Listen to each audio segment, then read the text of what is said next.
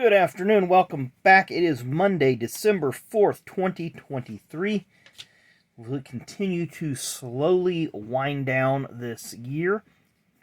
We have a handful of birthdays to talk about and only one event. And of course, our one event takes us back down to Pensacola, Florida and Five Flag Speedway with the Snowball Derby. This time it is 2011, and the winner on that race, that date, for that year, on this date, 2011, was, of course, Chase Elliott. Don't know much about the race itself. Again, I really never have got to watch a Snowball Derby. Maybe someday I will subscribe to one of the channels that provides it, if it's Flow or I don't know. There's so many different apps that you can get the race on, or different races on, but maybe someday I will and sit down and watch some of these previous incarnations of these races. So let's talk about a couple birthdays that we do not have cards for today.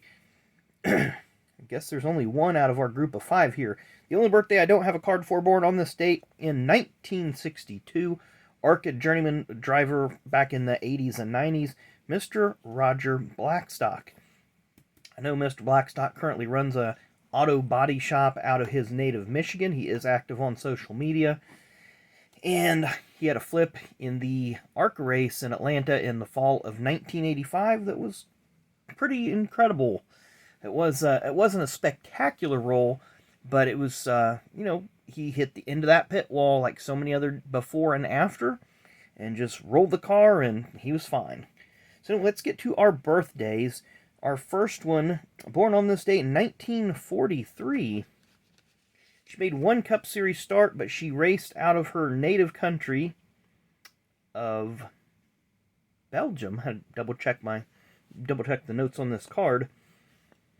Miss Christine Beckers. And this card of hers, she's the one here in the blue uniform. But you have Janet Guthrie, Ella Lombardi, Lee Petty, Christine Beckers, and Louise Smith. Of course, all these folks made Cup Series starts. But we'll give you a little information. This was the 1977 Firecracker 400. So far, the first and only time that three women have ever started a Cup Series race at the same time. We're going to move to the world of Indy cars next. Born on this day in 1957. And in my opinion, this is probably, maybe somebody else can make an argument for someone else, but this to me is one of the best drivers in IndyCar racing that never got a career win. That'd be Mr. Raul Boesel. Drove for a lot of fairly upper echelon teams here. He was with Simon Racing. This is when he was with True Sports. I believe later on he went with, was it Foresight or Team Green? He was with one of those teams. Kind of bounced around a little bit. But like, here's his stats for, that'd probably be 1985. So there you can see he's fairly consistent, but had a best place at 8th at Elkhart Lake. Like I said, he just never did get that top-tier ride that could really, really push him over into victory lane. Our next driver comes from the world of ARCA, but spent last year in the Truck Series. Born on this day in 2003, Mr. Daniel Dye, all the way from the state of Florida. Of course, he was involved a couple years ago in that controversial incident at his high school, which we won't get into here. But there is plenty of coverage of that on the internets, and you can easily find that. Of course, he was for the most part exonerated of any wrongdoing, and I believe for the most part charges were dropped. I really didn't care about it, didn't worry about it, wasn't my business. Just one of those things that happened. And our final birthday, born on this date in 1992.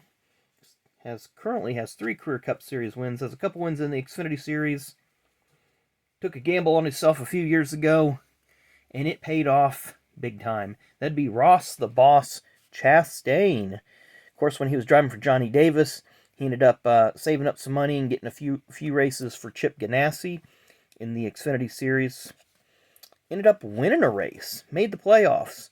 Drove a year for Premium in the Cup Series, got a top 10 in the Daytona 500. This, from 2018, the card, I believe, is not his rookie. His rookie is in 2012, Press Pass. I believe it's Fanfare. Then a colleague seen something in him, gave him a shot, had some solid runs there. Then he took over the 42 for Ganassi's team when the Larson thing wouldn't happen and Kenseth, that experiment didn't work so well. He drove there. They changed it to the 1, and the rest is pretty much history. Just kind of come out in 2022 and won a couple races. Really aggressive driver. There you see the premium car, Premium Motorsports. And then there's the College car in the Xfinity Series. And then we have that #1 car for Trackhouse. So that has been birthdays and events for today. Hope you enjoyed the video. As always, make sure you please hit that like and subscribe button. It would really, really mean a lot. Thanks again. Enjoy the rest of your Monday, and we'll see you tomorrow.